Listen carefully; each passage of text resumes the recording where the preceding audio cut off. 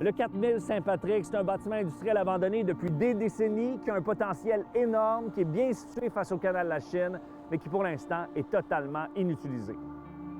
Pourtant, il y a une proposition du groupe Sidley Architecture qui a été choisie dans le cadre d'un grand concours international en 2020. Ici, on nous promettait des ateliers d'artistes, une ferme intérieure, des logements et même un hôtel. Mais depuis, on n'a plus aucune nouvelle de ce projet-là.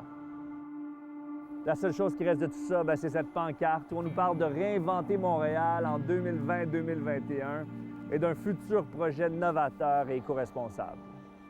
Pour l'instant, le bâtiment appartient à la Ville de Montréal et ça coûte des dizaines de milliers de dollars par année pour sécuriser les lieux, pour tenter de décourager les squatteurs ou les explorateurs urbains.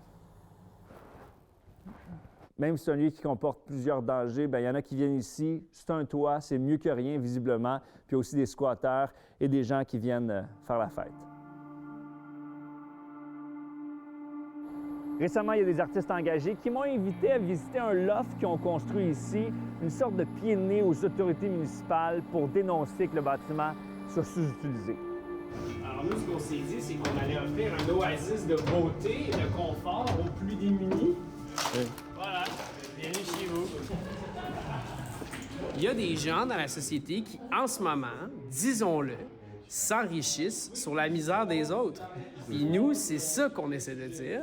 Énormément de concours d'architecture à savoir qu'est-ce qu'on va faire avec ce bâtiment-là. Il n'y arrive jamais rien. Est-ce que c'est pour pelleter en avant? Il va y avoir une autre partie éventuellement. Donc, qu'est-ce qui va arriver réellement avec ce projet-là? On relance tout le temps la balle à quelqu'un d'autre. Un itinérant qui vivait dans le bâtiment.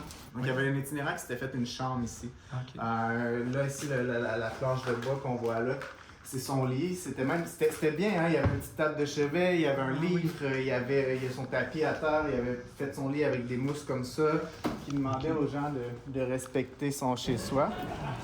Je pense que ce serait intéressant de se dire c'est le temps là, ici de faire une action sociale puis de montrer qu'on est une ville à l'avant-garde à travers le monde. Là. Finalement, qu'est-ce qui va se construire ici? Vous le savez, là, c'est des condos de luxe, c'est des condos de prestige, c'est des gens branchés qui vont venir faire exactement ce que le monde de Griffintown font. Puis on va considérer que ça, c'est le mode de vie que tout le monde veut. Mais dans la réalité, là, c'est que ça, c'est un 20% des gens.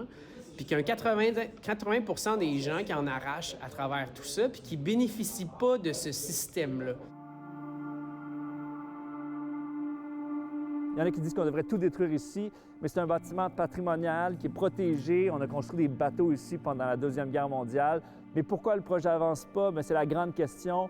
On nous dit que c'est parce qu'il n'est pas rentable dans le contexte financier actuel. Mais il reste qu'ici, il y a des dizaines de milliers de pieds carrés qui sont inutilisés.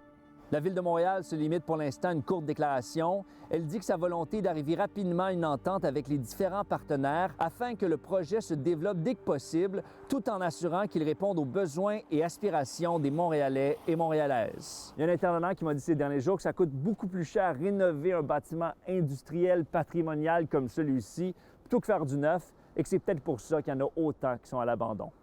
À Montréal, Étienne Fortin-Gauthier pour Nouveau Info.